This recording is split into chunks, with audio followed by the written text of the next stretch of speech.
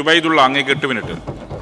Sir, നമ്മൾ ലോക്സഭ തെരഞ്ഞെടുപ്പ് കഴിഞ്ഞ് അതിൻ്റെ പരാജയ കാരണങ്ങളൊക്കെ CPM CPI കമ്മിറ്റികൾ ചേർന്ന് തലനാരിയ പരിശോധിച്ച് വിലയിരുത്തിക്കൊണ്ടിരിക്കുകയാണ്. അതിൻ്റെ വാർത്തകൾ വന്നുകൊണ്ടിരിക്കുകയാണ്. പക്ഷേ എന്നാൽ ഇന്ന് ചർച്ച തുടങ്ങിയിട്ടുള്ള ബഹുമാന്യ ശൈലജ ടീച്ചർക്ക് മാത്രം ഇപ്പോഴും കാര്യം ബോധ്യപ്പെടാത്തതുകൊണ്ടോ അത് ബോധ്യപ്പെടുകയോ പറയാത്തതുകൊണ്ടോ എനിക്കറിയില്ല സർ. അവർ പറഞ്ഞത് ഇപ്പോഴും വർഗീയ കക്ഷികളുമായിട്ടുള്ള കൂട്ടുകെട്ടത്. സർ, മലപ്പുറത്ത് തെരഞ്ഞെടുപ്പ് പ്രചരണത്തിൻ്റെ കൊട്ടിക്കലാശ ദിവസം മലപ്പുറം ടൗണിൽ ഞാൻ കണ്ടത് ചെങ്കൊടിയുടെ മുകളിൽ ഒരു കൊടിയുണ്ടായിരുന്നു സർ. അത് PDPയുടെ കൊടിയായിരുന്നു. അത് ഏത് സംഘടനയാണ് മതങ്ങൾ എനിക്കറിയില്ല സർ. പിന്നെ ഞങ്ങൾ ഒരു വർഗീയ സംഘടനയുമായിട്ടും ഇതുവരെയും കൂട്ടുകെട്ടുണ്ടാക്കിയിട്ടില്ല.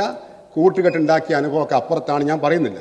ഈരാറ്റുപേട്ട മുനിസിപ്പൽ തിരഞ്ഞെടുപ്പിൽ ചെയർമാൻ തിരഞ്ഞെടുപ്പിൽ ആരുമായിട്ടാണ് നിങ്ങൾ ചേർന്നത് എന്ന് ഞാനിപ്പോൾ പറയുന്നില്ല. ഒരുപാട് സ്ഥലമുണ്ട് പറയുമ്പോൾ അഭിനവ് മാത്രം വിഷയം.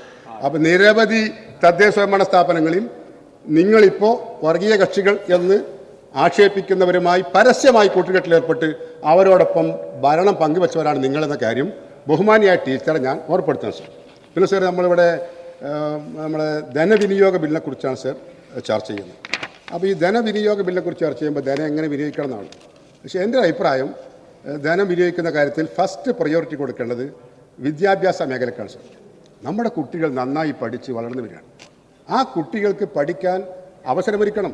ഇപ്പോൾ പിന്നെ SLC പാസ്സായവർക്ക് +2 പഠിക്കാൻ സീറ്റില്ല, +2 കഴിഞ്ഞവർക്ക് കോളേജിൽ ചേരാൻ കോഴ്സില്ല, സീറ്റില്ല. ഇതാണ് സർ സ്ഥിതി.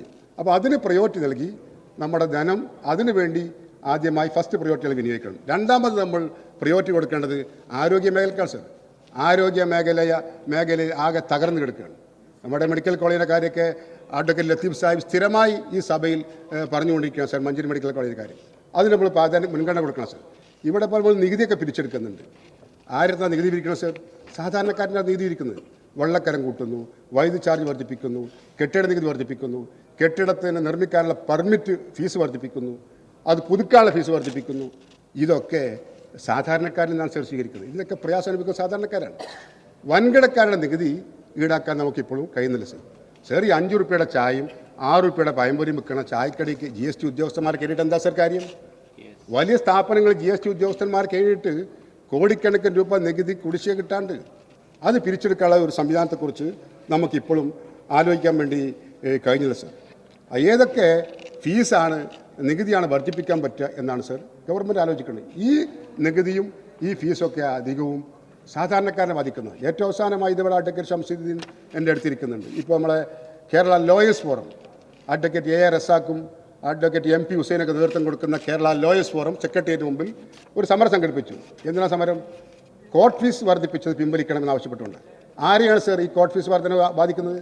കുടുംബ കോടതികളിൽ വ്യവഹാരവുമായി എത്തുന്ന സാധാരണക്കാരാണ് നമ്മുടെ സഹോദരിമാർ. അവരുടെ കുടുംബ പ്രശ്നങ്ങൾ, ജീവിത പ്രയാസങ്ങൾ, ഇതൊക്കെ ആയിട്ടാണ് അവർ കുടുംബ കോടതിയിൽ എത്തുന്നത്. ആ കുടുംബ കോടതികളിൽ എത്തുന്ന നമ്മളെ സാധാരണക്കാരൊക്കെ ബാധിക്കുന്ന കോർട്ട് ഫീ ഇപ്പോൾ അടുത്ത ദിവസം വർദ്ധിപ്പിക്കേണ്ടത് സർ.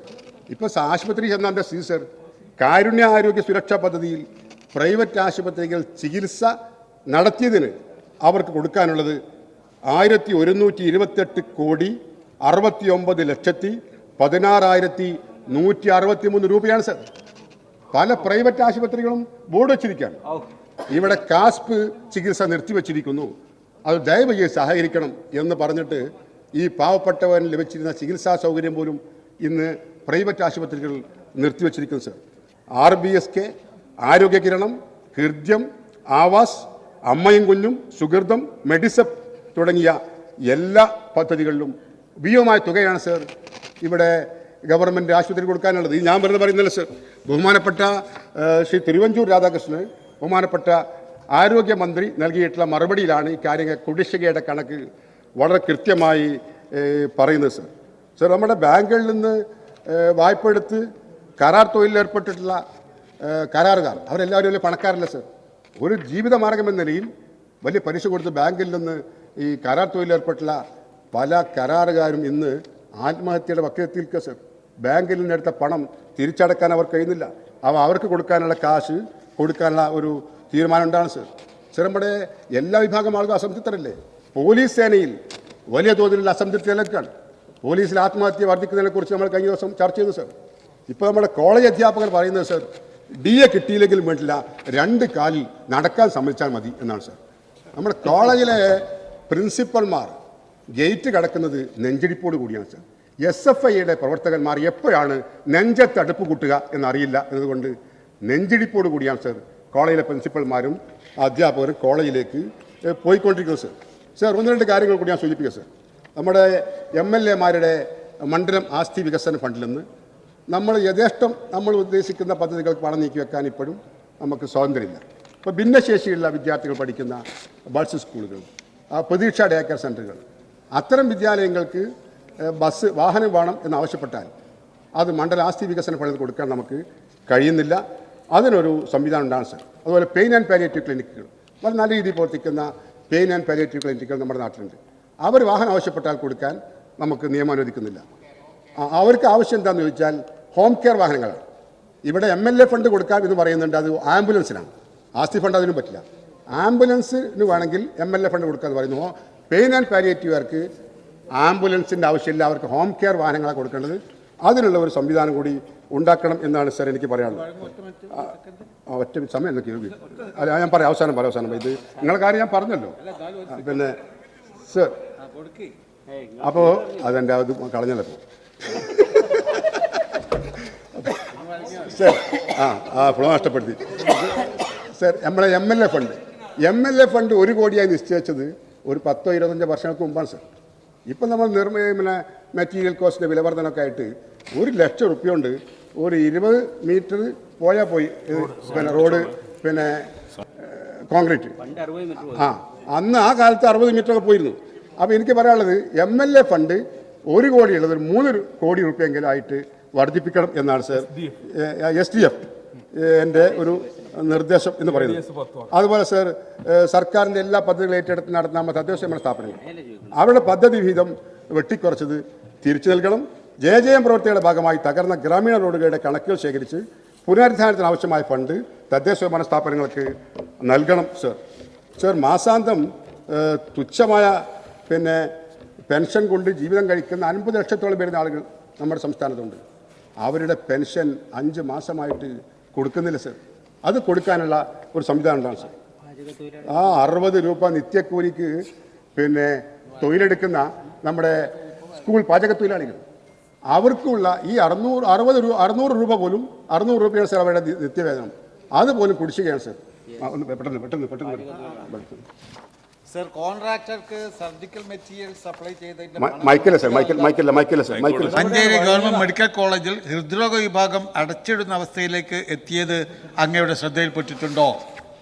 അതിന് പരിഹാരമായി സർ പ്രയോറിറ്റി ഇതുപോലുള്ള ജീവകാരുണ്യ പ്രവർത്തനങ്ങൾക്ക് മുൻഗണന നൽകണം എന്ന അഭിപ്രായം അങ്ങേക്കുണ്ടോ? അത് മഞ്ചേരി മെഡിക്കൽ കോളേജിന് വളരെ പ്രധാനപ്പെട്ട കാര്യം അദ്ദേഹം പലപ്പോഴായി ഉന്നയിച്ചാണ്. അതൊന്നുകൂടി അദ്ദേഹത്തിന് ഇന്നത്തെ ചർച്ചാവലി ധനവിനിയോഗ ബില്ല് ആയതുകൊണ്ട് അതിന് മുൻഗണന കൊടുക്കണമെന്നുകൊണ്ട് അത് അവിടെ സൂചിപ്പിച്ചതുള്ളൂ. അതുകൊണ്ട് ആ സമയം കൂടി എനിക്ക് അനുവദിച്ചു തന്നാൽ. പിന്നെ സർ, നമ്മുടെ മറ്റൊരു കാര്യം എന്ന് പറയുന്നത് നമ്മുടെ സർക്കാർ ജീവനക്കാർ അവർ അസംതൃപ്തരാണ്. അവർ 19% DA കുടിശ്ശികയായി കിടക്കുക. പിന്നെ കോവിഡ് കാലത്ത് വിതരണം ചെയ്ത കിറ്റുകളുടെ കമ്മീഷൻ കിട്ടിയില്ല എന്നാവശ്യപ്പെട്ട് നമ്മളെ റേഷൻ വ്യാപാരികൾ ഇപ്പോൾ രാപ്പകൽ സമരം നടത്തുക. ഇന്ന് രാവിലെ ബഹുമാനായ മോൻ ജോസഫ് നമ്മൾ കാളിംഗ് അറ്റൻഷനിൽ ആ കാര്യം ഇവിടെ സൂചിപ്പിക്കണ്ടായി.